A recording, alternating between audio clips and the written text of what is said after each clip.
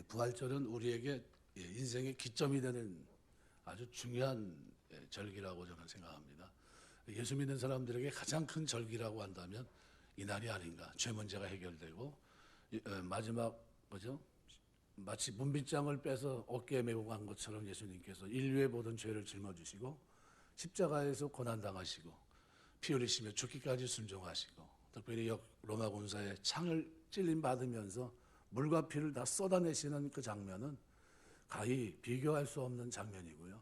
그렇게 해서 부활하신 주님이 그 증거까지 보여주시면서 내가 너에게 평안을 준다. 이건 전쟁을 끝내고 이긴 사람이 하는 얘기입니다.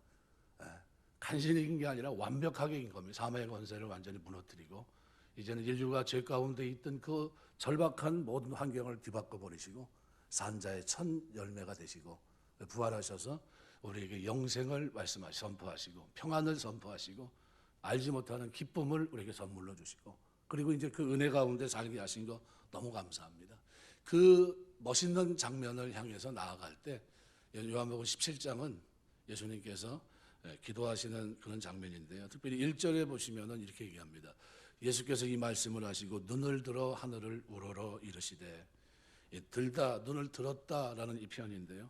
에파이로라는 단어는 정확하게 말하면 리프트업, 눈을 들었다는 겁니다. 들어 올렸다는 겁니다. 눈을 들어 올렸다. 어디를 향해서요? 하늘을 우러러 눈을 들어 올리셨다. 이때 시각은 밤입니다. 밤하늘의 별을 보려고 눈을 올리셨을까요? 고요한 달빛을 감상하기 위해서 우리 예수님이 십자가를 앞에 두고 눈을 올리셨을까요? 그게 아닙니다. 하늘을 우러렀다고 하는 것은 하나님을 우러러 봤다는 거예요. 주님께서 틈이 날 때마다 눈을 들어 하늘을 우러러 보신 분입니다. 마가복음 7장 34절에 의하면은 귀먹은 자를 고치실 때도 눈을 들어 하늘을 우러러 기도하십니다. 죽은 지 나흘이나 되어 시체가 무덤 속에 썩어가고 있는 베다니 나사로를 살릴 때에도 여전히 주님께서는 눈을 들어 하나님을 우러렀다고 요한복음 11장 41절은 말씀합니다. 마태복음 14장 19절에서도 주님께서는 오병이의 기적을 일으키기 직전에도 먼저 하늘을 우러러 보셨다 이렇게 밝혀줍니다. 죽음을 목전에 둔 어떻게 보면 가장 결정적인 순간에 또다시 눈을 올려 하나님을 우러러 보고 계신 겁니다. 예루살렘에서 별 샌다는 소식을 이미 알고 계신 주님께서 그리고 그 길을 향해 나아가는 그 걸음 속에서 제일 먼저 지륵 같은 어둠 속에서 보신 게 누굽니까? 하나님과 눈을 맞추고 있어요. 주님께서는 어떻게 당신을 덮치는 죽음을 보시고도 두려워하거나 회피하려고 하지 않으셨습니다. 그 죽음의 길을 당당하게 걸어가시면서 죽음을 이기십니다. 어떻게 이런 상황에서 어떻게 걸어가야 될지, 어떻게 하면 벗어나지 않을지 다 알고 계셨던 겁니다. 눈을 들어 하나님을 우러러 보셨기 때문이에요. 신앙은 눈을 들어 하나님 보는 겁니다. 보이지 않는 그곳에서요, 하나님의 약속을 바라보면서 하나님을 바라보는 겁니다. 눈을 들어 하나님을 우러러 보는 자는 끝까지 겸손한 그리스도인입니다. 왜요? 내가 할 수 없기 때문에 하나님은 하실 수 있기 때문에 이 믿음이 그에게 있어요. 이사야 46장 3절 4절에 보면 태에서 나무로부터 내게 품기운 너희여 너희가 노년에 이르기까지 내가 그리하겠고 백발이 되기까지 내가 너희를 품을 것이라. 내가 지었은즉 않을 것이요 품을 것이요 구하여 내리라. 이 하나님의 약속을 믿는다면 우리는 순간순간 위기의 순간마다 눈을 들어 하나님을 바라봐야 돼요. 기도하시길 주의 이름으로 축원합니다. 마치 어미가 그 자식에게 그러하듯 하나님께서는 우리를 품고 계시고 안고 계시고 우리를 지으셨다고 말씀합니다. 내가 구해주겠다고 말씀합니다. 그 하나님하고 우리는 초점이 맞춰져야 돼요. 저 하늘 높은 곳에 계시는 분이 아니라 내 곁에 나를 지켜보고 계시고 감찰하신 하나님, 나와 함께 하시는 분이란 그런 의미입니다. 눈을 들어 올려서 하나님을 우러러 보셨다는 것은 주님께서 하나님에 대해 언제나 스스로 낮은 위치에 거하고 계셨다는 것을 말씀해 주는 겁니다. 비록 하나님께서 주님 곁에 늘 함께 계셨지만 언제 어디서든 눈을 들어 하나님을 우러보는 낮은 마음을 우리 주님은 시종일관 공생의 기간 동안에 놓치지 않으셨어요. 동등한데도 불구하고 인간의 몸을 입으셨고 낮고 천한 그 모습 속에서도요 늘 그 위치에서 하나님처럼 행동하지 않으셨어요. 인간의 몸을 입으시고 낮고 천한 인간의 몸의 그 행세를 가지고 여전히 하나님 순종하는 한 모습을 보입니다. 그래서 이 겸손을 나타내는 영어 humility라는 이 단어가 휴무스라는 단어에서 온 겁니다. 라틴어의 휴무스의 어원은 흙이에요. 흙. 내가 진토 같은 존재다. 겸손이 뭡니까? 내가 흙에서 왔다는 것을 아는 거예요. 흙으로 돌아간다는 것을 아는 겁니다. 그래서 하나님 앞에서 이런 사람들은 어때요? 늘 겸손합니다.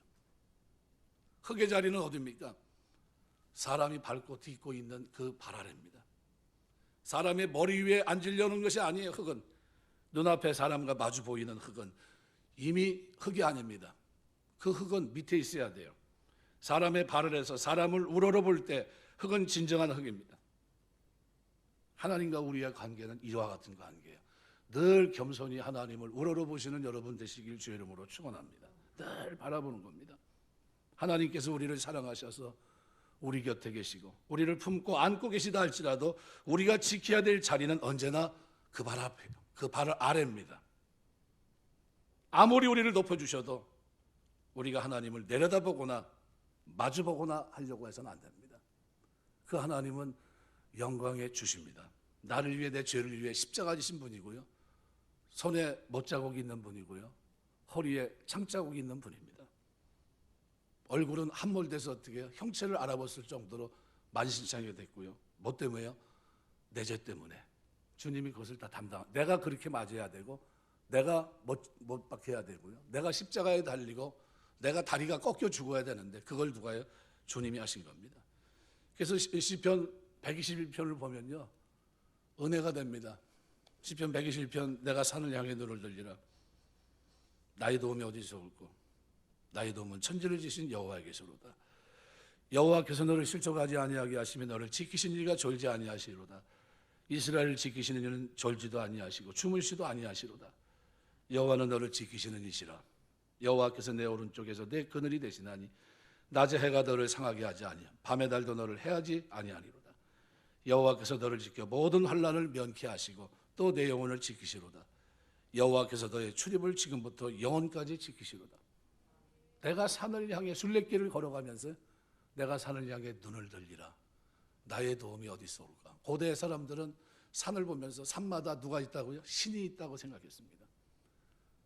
산을 보면서 저 신이 지켜주겠지 이런 마음인데 순례자의 길에 있어서 어떻게 산을 누구에 빗대? 여호와 하나님을 빗대서 내가 산을 향해 여호와를 향해 눈을 들겠다는 거예요.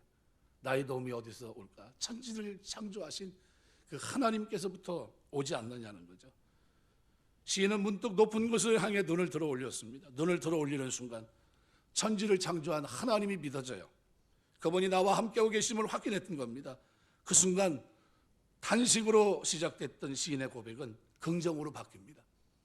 그분이 나와 함께 하시고 낮에 해와 밤의 달이 해치 못하도록 나와 함께 하신 하나님을 그가 체험합니다. 처음에 절망 단식의 분위기는 온데간데 없이 사라지고 영원토록 자신의 삶을 하나님께 맡기는 승리의 노래가 그 속에서 터져나옵니다. 순례길을 걸어가면서 노래가 막 터져나와요. 인생 역전입니다. 눈을 들어 천지를 지으신 창조주 하나님을 우러러 보는 순간 확 바뀝니다. 전능하신 하나님께서 자신과 함께 하시는 한 자신의 삶의 결과를 책임져 주실 것을 확신하는 겁니다. 오늘 주님이 마지막 순간에 눈을 들어 하늘을 우러러 보셨어요. 결과를 확신하는 겁니다. 이제 나아갈 십자가를 지고 갈 그것을 하나님께 맡기고 흙과 같이 낮은 자리에서 기도하시고 겟세마네 동산에서 어떻게 기도하셨습니까? 무릎 사이에 얼굴을 파묻고 하나님 앞에 기도하는데 땀방울이 떨어져 핏방울처럼 변하더라. 간절한 기도를 어떻게 해요? 3시간 기도하고 또 쉬고 기도하고 인간이 할 수 있는 최대한의 진액을 짜는 기도를 하나님 앞에 드리시고 그리고 십자가를 지십니다. 그 기도를 하시기 전에 뭐부터요? 눈을 들어 하늘을 우러러 보신 거예요. 처참한 죽음을 덮치려는 그 결정적인 순간 주님은 눈을 들어 하늘을 우러러 보셨어요. 나를 보내신 하나님, 나와 함께 하신 하나님, 성령으로 함께 하신 하나님, 그리고 약속을 지키실 그 하나님, 신실하신 하나님을 그는 바라봤던 겁니다. 그분은 주저없이 십자가의 길 영문 밖으로 나가는 그 길을 향해 나아가십니다. 하나님께서 함께 하시는 한, 하나님께서 당신의 생명으로 반드시 죽음을 깨뜨려 주실 것을 주님은 이미 눈을 들어라 하늘을 우러러보시면서 확신했어요. 하나님을 우러러보는 자만 모든 상황에서 주저없이 하나님께 자신의 삶을 맡길 수 있고요, 던질 수 있습니다. 소망과 확신은 언제나 위로부터만 가능합니다. 눈을 들어 겸손하게 하나님 앞에 무릎 꿇을 때, 눈을 들어 하나님을 울어보는 사람에게 지금 내게 주어진 일의 중요성은, 그 일의 중요성을 놓치지 않게 되고요, 살게 됩니다. 일본에 나가오라는 목사님이 있는데, 가나사와라는 부근에서 개척을 했는데요, 5년간 예배를 드렸는데 교인 한 명 딱 찾아왔습니다. 각혈하는 폐평 환자 찾아왔어요. 청년이었는데 청년을 극진히 보살피었고요, 감명을 받은 이 청년이 그 유명한 일본 빈민의 아버지 가가오 도요히코 목사가 됩니다. 5년간 개척했는데요, 한 사람도 없었는데 딱 한 사람 왔는데 각혈하는 청년이 왔던 거예요. 우리 같은 병원 가라고 밀어낼 텐데, 그런데 그 사람 붙잡고 성경 공부한 겁니다. 가가 목사가 없었다면 수많은 일본 빈민의 구원받는 이 구원의 역사는 불가능했을 겁니다. 나가오 목사가 5년 동안 한 명의 교인도 없는 교회를 지킬 수 있었던 것은 그가 눈을 들어 하나님을 바라봤기 때문이에요. 하나님만 바라보고 결과를 하나님께 맡기고. 우리가 보통 그런 얘기를 합니다. 물을 주고 거름을 줘도 자라게 하시는 건 하나님입니다. 우리는 최선을 그 자리를 지켜내야 돼요. 하나님께서 자신을 이곳에 보내신 이상, 일이 아무리 하찮아 보이고 보잘것 없고 아무도 관심도 없다 할지라도 하나님께서는 내가 눈을 들어 하나님을 바라보는 이상 반드시 그분의 위대한 역사를 이루실 것을 믿었던 겁니다. 눈을 들어 하나님을 믿는 사람은 지금 주어진 일의 중요성을 놓치지 않아요. 내 삶의 모든 영역 속에 하나님의 영광을 위해서 살아갑니다. 오직 하나님의 영광, 눈을 들을 수 있기 때문에. 주님이라고 해서 주님 앞에 전혀 흔들리지 않았던 것은 아닙니다. 이 죽음 앞에 흔들리지 않은 사람이 누가 있겠습니까? 겟세마네 기도를 잘 알고 있습니다. 죽음을 앞두고 겟세마네 엎드린 주님은 이렇게 기도해요. 내 아버지여, 만일 할만하시거든 이 잔을 내게서 지나가게 하옵소서. 얼마나 그것이 힘든 장면이었는지 아신 겁니다. 순간적이나마 살고 싶었던 겁니다. 처참한 죽음은 피하고 싶었던 거예요. 약속의 말씀의 성취가 얼마나 무서운 건지 다 알고 있었습니다. 실로 처참한 기도, 땀과 피가 맺힐 정도의 절규에 가까운 기도를 주님은 겟세마네에서 드렸고요, 눈을 들어 하나님을 우러러보며 그 주님의 기도가 바뀝니다. 어떻게 해요? 나의 원대로 마옵시고 아버지의 원대로 하옵소서. 어디다 눈을 맞추니까 이 기도가 나옵니까? 하늘에다 맞추니까, 하나님께 맞추니까요. 그래서 믿음은 날마다 하나님 바라보는 거예요. 어쩌다 한 번씩 쳐다보는 게 아니라요, 매 순간 말씀 붙잡고 하나님 쳐다보는 겁니다. 하나님의 약속을 신뢰하고요, 그분이 행하실 일들 나는 하지 못하지만 내가 붙들고 있는 한 하나님의 능력으로 행하실 것을 믿고, 눈을 들어 하나님을 우러러보는 순간 우리의 삶은 겸손하게 그 자리에 노래가 나옵니다. 나는 할 수 없지만 하나님이 하실 수 있다는 노래가 나오고요, 그리고 인생이 달라집니다. 그분 안에서 모든 것이 해결됩니다.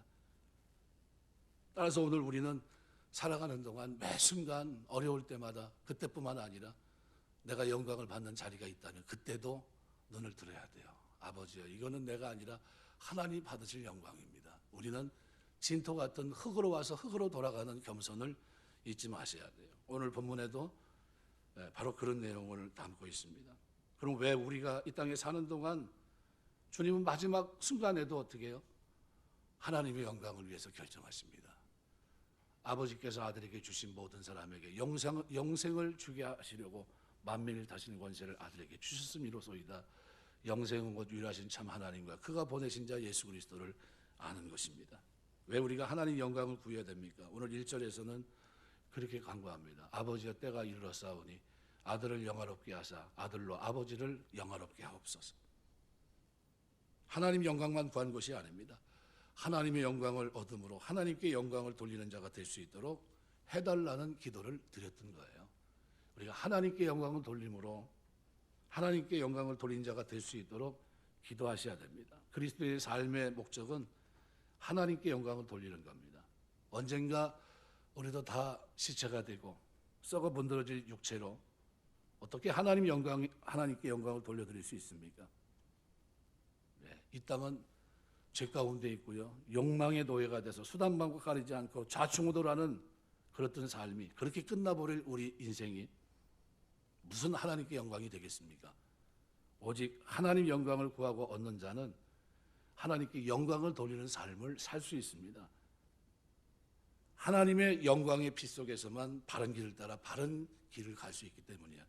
그래서 우리는 말씀 붙잡고 그렇게 살아가야 됩니다. 하나님 영광과 함께하지 못하는 자의 삶은 흑암 속의 삶과 같아서 도무지 하나님 영광을 위해 살 방법이 없습니다.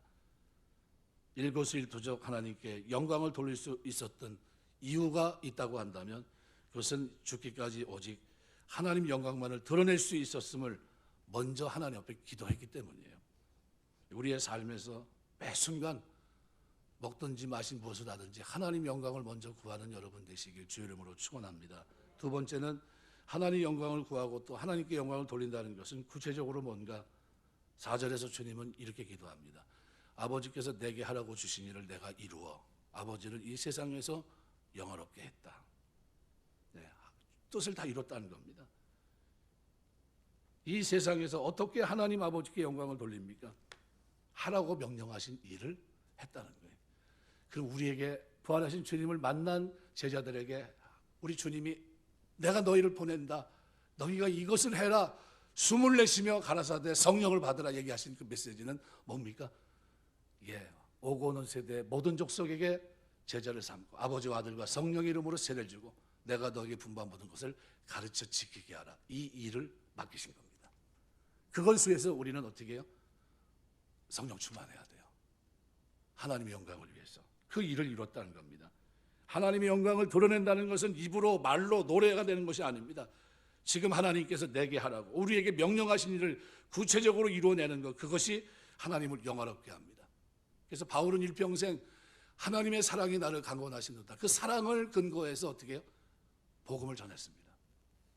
사랑을 증거해서요, 이방 땅에 복음을 전했고요, 전해지지 않은 그곳에 복음을 전하게 몸부림치며 살아갑니다. 자기 달려갈 길을 마치는 그 순간까지 어떻게 해요? 그는 감옥에 있을 때나 바깥에 있을 때나 여전히 어떻게 해요? 복음을 증거하며 살아갑니다. 하나님의 사랑에 강권하심에 따라 하나님이 나에게 맡긴 이방인의 사도로서의 사명을 감당하기 위해서요, 그는 1차, 2차, 3차 전도여행뿐만 아니라요, 그 당시에 가장 마지막 땅이라고 했던 스페인까지 자신의 꿈이 있었어요. 하나님이 나에게 생명을 허락하시고 시간을 주시면 내가 그 땅에 가서도 하나님 복음을 증거하겠다. 이 꿈이 그에게 있었습니다. 우리도 마찬가지예요. 우리 교회가 참 감사한 거는요, 선교에 대한 비전과 꿈으로 우리가 세워졌다는 사실이에요. 하나님 위해서 우리에게 명령하신 그 명령을 향해서 발걸음을 내디딜 수 있고 그런 마음을 주시고 그런 사람들을 하나님 불러주신 거예요. 그리고 그 일을 향해서 나아갈 때 마음이 흐트러지지 않고 나아갈 수 있게 하신 거예요. 이게 너무 감사해요. 저는 목사로서 가장 감사한 게 이거예요. 왜요? 그것은 오늘 예수님 말씀한 대로 오늘 4절의 기록대로 아버지께서 내게 하라고 주신 일을 내가 이루어 아버지를 이 세상에서 영원롭게 했다. 바로 하나님이 우리에게 맡긴 그 선교적인 사명을 감당하기 위해서 이 일로 우리가 하나님을 영원롭게 하는 겁니다. 여러분, 우리가 이것이 하나님께 영광이 된다는 사실을 기억하시고요, 살아가는 동안 하나님 영광의 복음의 증인으로 사는 삶이 되시길 주의 이름으로 축원합니다. 그럼 마지막으로 그럼 언제 하나님 영광을 구해야 됩니까? 오늘 본문 5절은 다음과 같이 증거합니다. 아버지여, 창세전에 내가 아버지와 함께 가졌던 영화로서 지금도 아버지와 함께 나를 영화롭게 하옵소서. 주님께서는 성자 하나님으로 삼일체 되신 하나님 아버지의 영광을 창세전부터 영원전부터 누리신 분입니다. 육신을 입고 이 땅에 오셔서 계속 하나님 아버지의 영광을 구하고 그 영광 속에서 살아오셨습니다.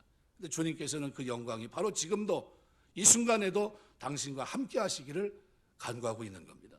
이 무엇을 얘기하냐면요, 과거 한때 지나간 한순간 영광스러웠던 그것은 의미가 없다는 거예요. 그런 얘기가 아닙니다. 이 순간 영광스러워야 된다는 겁니다. 그래서 진앙은요, 현재형이에요. 두렵고 떨림으로 내 구원을 이루라. 구원을 이루기 위해서 어떻게 해요? 계속해서 구원, 그 상태에 머물러 있어야 된다는 겁니다. 요셉이 이집트에 끌려가서 요셉이 그곳에서 한 것이 뭐가 있습니까? 13년 동안 종살이 했습니다. 옥에 갇힌 겁니다. 그보다 더 수치스러운 밑바닥 인생이 어디 있겠습니까? 근데 요셉은 시시각각 다가오는 매 순간마다 그는 하나님의 영광을 위해서 말씀 속에서 어떻게 살아갑니다. 수치스러웠던 종살이, 옥살이로 인해서 그는 이집트 제국의 국무총리가 되었을 뿐만 아니라 하나님의 도구가 돼서 인생 전체가 하나님을 영화롭게 합니다. 어떻게 그럴 수 있죠? 매 순간 주어진 여건 속에서 하나님의 영광에 순간순간 바른 선택을 하고 그 길을 걸어갔던 겁니다. 우리는 먼 나라의 결과를 보지 마시고 나에게 주어진 일상 속에서 하루하루 매 순간 그때마다 하나님의 영광을 위해서 좋은 결정을 하셔야 돼요. 어떤 말씀을 따라 가라입니다. 순간순간 바른 결정하셔야 됩니다. 우리나라 개신교 역사 110년을 통틀어서 주기철 목사님처럼 존경받는 분이 없습니다. 세상에서 자랑할 만한 것이라고는 한 가지도 없는 분입니다. 신사참배에 반대했다가 옥에 갇혔다는 면에 그 면 외에는 특별하게 드러낼 게 하나도 없어요. 주기철 목사님은 감옥에서 옥살버리고 맙니다. 어떻게 보면 처참한 인생입니다. 근데 한국인은 물론이고 일본인들까지 존경하는 이 땅의 대표적인 그리스도인으로 추앙받는 사람이 누구냐면 주기철 목사님이에요. 왜 그렇습니까? 살아생전 지금의 중요성을 알고 매 순간 하나님의 영광을 구했기 때문입니다. 뭐가 영광이 될까? 내가 신사참배하는 게 하나님께 영광이 될까? 아니면 내가 순교하는 게 하나님께 영광이 될까? 아주 단순한데 그 단순한 생각에 자기가 결정을 한 겁니다. 나는 주라 고백할 수밖에 없는 주님을 배반할 수 없다는 거예요. 그리고 하늘을 우러러 하나님을 바라보고 기도하면서 그 길을 걸어갑니다. 하나님의 영광을 구하는 그분을 하나님께서 하나님의 영원한 영광으로 영원히 세워주신 거예요. 그래서 우리나라에서 가장 유명한 120년 기독교 역사 속에서요, 가장 훌륭한 사람을 꼽으라면 주기철 목사를 꼽습니다. 왜 그렇습니까? 순간 바른 결정을 했기 때문에 하나님의 영광을 위한 결정이 그로 하여금 그런 결과를 낳았던 겁니다. 세상에 태어났다 온 인간치고 그리스도보다 더 처참하게 죽은 인간이 또 어디 있겠습니까? 장례 치르는데 보니까요, 수이지만 깨끗한 거 있고요, 관도 보니까요 아주 좋은 거 쓰더라고요. 오동나무 관 쓰고요, 어떤 분은 석관으로 하시더라고요. 다 뚜껑 열고 나와야 되는데 그 석관으로 하면 무거울 것 같더라고요. 부하실 때 주님 부를 때 무거워서 못 일어나면 어떻게 되나. 나무로 했으면 좋겠더라고요. 석관은 좀 하지 말고. 오죽했으면 그 당시 모든 구경꾼마저 주님을 황당한 실패자라고 생각했겠습니까? 그런데 그토록 비참하게 죽은 분이 부활주가 됐고요, 만인의 구원자가 되셨습니다. 그분은 날마다 내일이 아니라 어제만이 아니라 바로 지금, 언제나 지금 영원하신 그 하나님의 영광을 구하고 영광 속에서 매 순간 하나님의 얼굴을 구했기 때문입니다. 말씀을 맺겠습니다.